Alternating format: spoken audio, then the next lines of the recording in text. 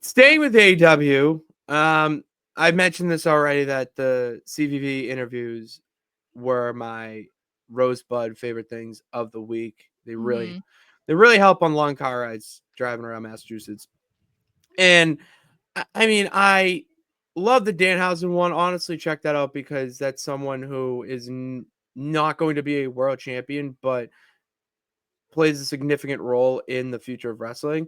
Mm-hmm. This man, who obviously has paved the way for future of wrestling, even creating his own Vortex, went on Chris Van Fleet, and it was a great interview. I will add, it was a great interview.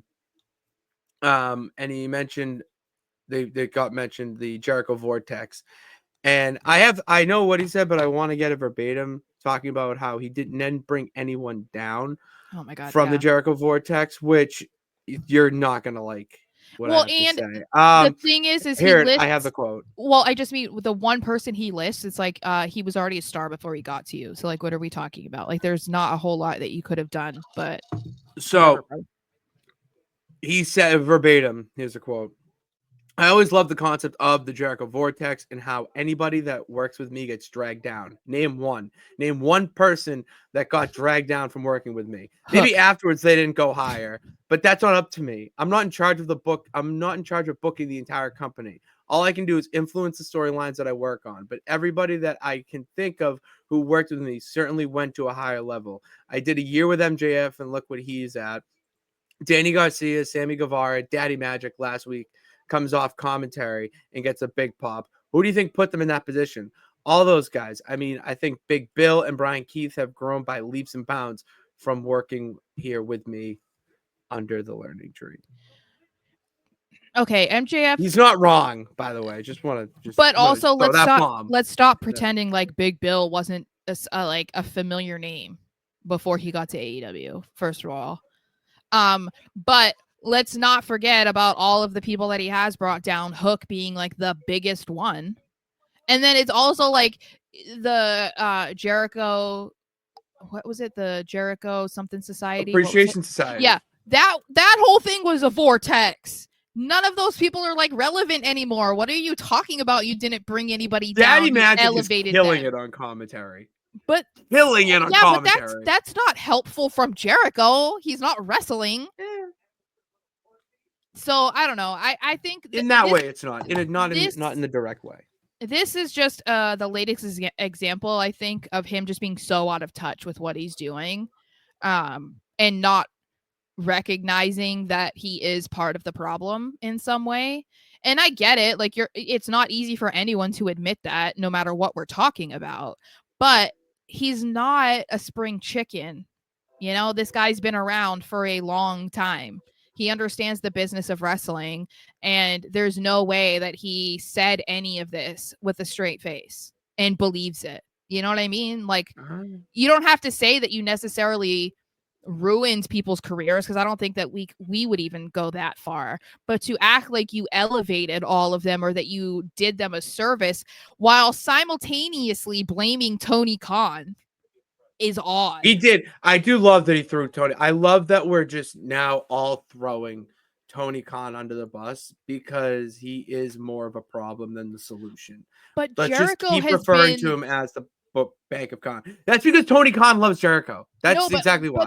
but what I'm saying is like Jericho has been loyal, so like that was kind of a big deal, and I don't think he realizes what he said when he said that. You know what I mean? Like I think he was trying to take the heat off of him and proving a point by saying, "Oh, it's not me, it's them." But like while saying that, you're blaming your guy Tony because he's the one that's coming up with the storylines and stuff. So like I don't know. I get what he's saying. I don't think it's completely valid, because I think like if you look at the track record, especially during this whole learning tree thing, it's like, no, you have done more harm than good. No matter how much you like this current character or the work you've done or whatever. But a lot of these, like, please retire, you suck, whatever, that stuff didn't start until the learning tree stuff and the like way too long of a story with Hook. So it's like, doesn't that kind of make you think that maybe something's off here? I don't know. I can see what he means, although I will say that he's not elevating talent on screen.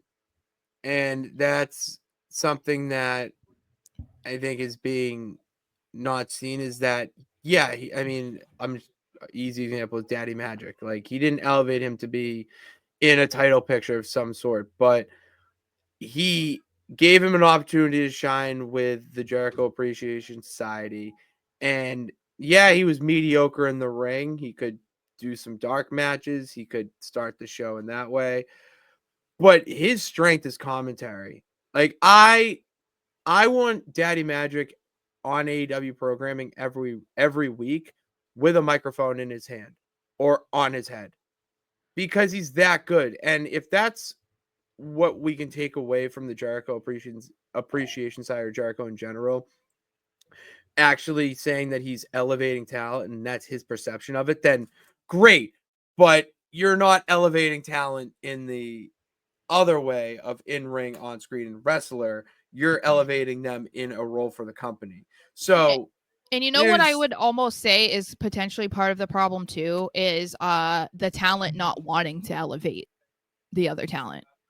and that's a company issue.